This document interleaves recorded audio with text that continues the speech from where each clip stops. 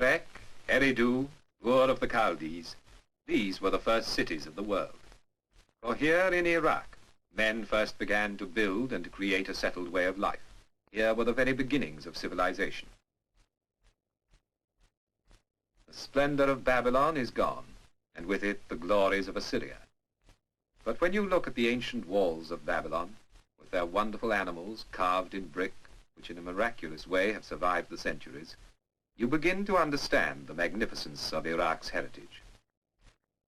For to this place came a long line of conquerors: Persians, Parthians, Sasanians, the Greeks of Alexander the Great, and then the Arabs, marching to the inspiration of a voice heard in Mecca.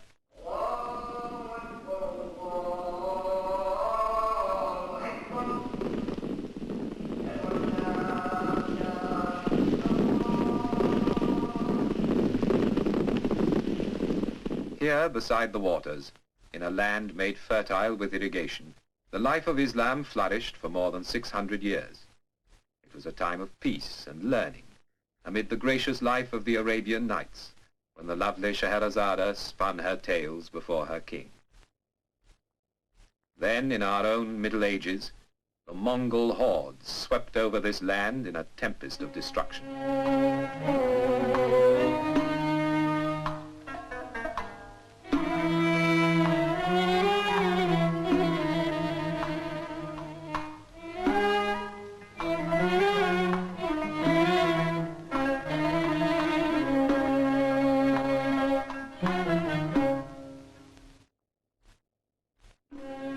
The people of Iraq became, like Cain, wanderers upon the face of the earth, and the desert reclaimed the land that men had made fruitful.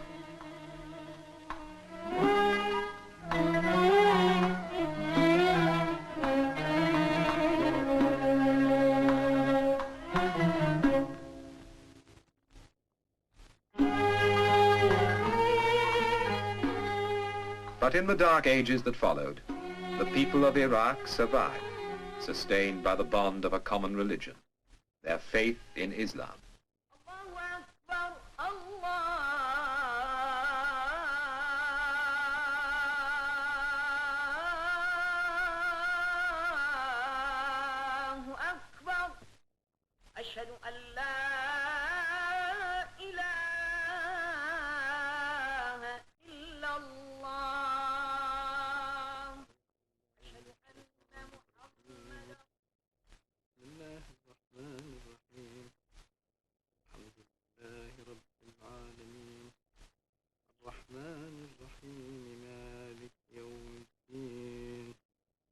Almost 700 years later, Iraq regained her independence. In 1953, the young kingdom celebrated its first 21 years of existence, and the crowning of a young king, the direct descendant of the Prophet. The coronation opened a new era in the life of the people of Iraq, listening to their king humbly pledge himself to their future.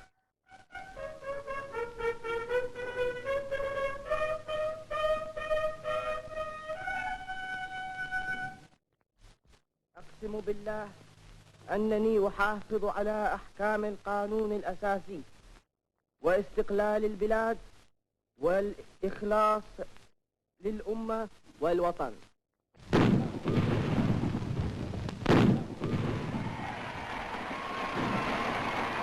King Faisal's reign began in an atmosphere of warm goodwill, of confidence in the future and pride in what had already been achieved. In the first 21 years of Iraq's independence, modern industries have taken root. Most important of all, great irrigation schemes have been put in hand to control the waters and lead them once again over the arid plains.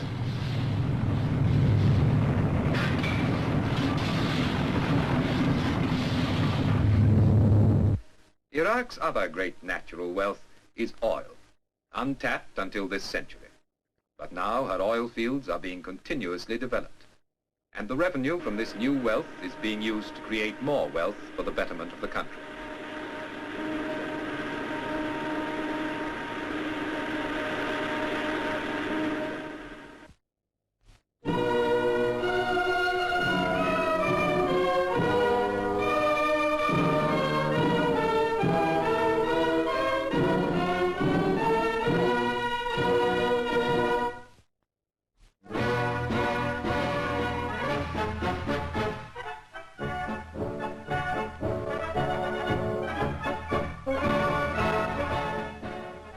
protect these first fruits of her far-sighted planning and enterprise, Iraq has built up a first-class fighting force, highly disciplined and well-equipped. Water is flowing once more, flowing from the rivers back onto the land, making the desert green again.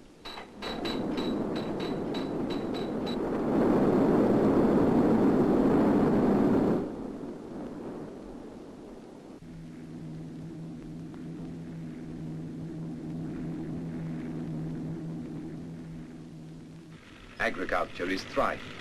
Modern machinery and new techniques promise new prosperity. The face of the land is changing.